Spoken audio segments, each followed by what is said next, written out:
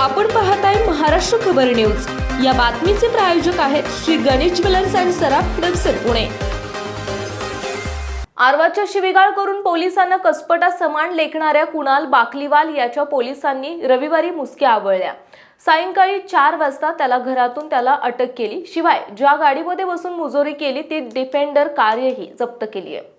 Mill corner परिसरात 24 जानेवारीला सायंकाळी वाहतूक शाखेचे सहाय्यक निरीक्षक विवेक जाधव सहकाऱ्यांसह वाहतूक नियमन करत होते। यावेळी बाकलीवालने व्हीआयपी सायरन वाजवत चौकाच्या मधोमध गाडी थांबवून पोलिसांना शिवीगाळ केली। 2 तासात सस्पेंड करतो अशी धमकी देत वरिष्ठांना कॉल लावून देत पोलिसांना सुनावले। सुरुवातीला यात अदखलपात्र गुन्हा दाखल केल्याने पोलिसांच्या भूमिकेवर प्रश्नचिन्ह उपस्थित झाले।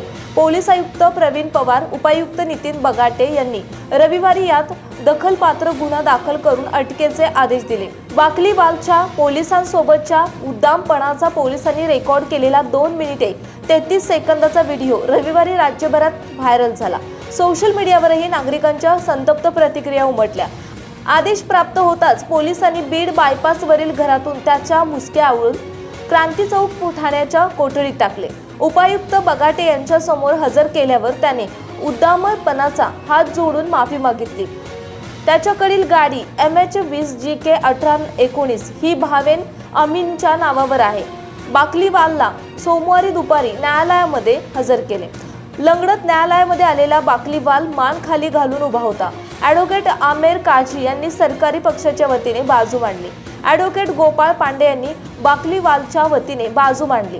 पोलिसांनी त्याचा मोबाईल जप्त करणे, गाडीची माहिती घेण्याच्या मुद्द्यांवर पोलीस कोठडीची मागणी केली। आरोपी पक्षाने मात्र गाडीची कागदपत्रे तात्काळ सादर केली।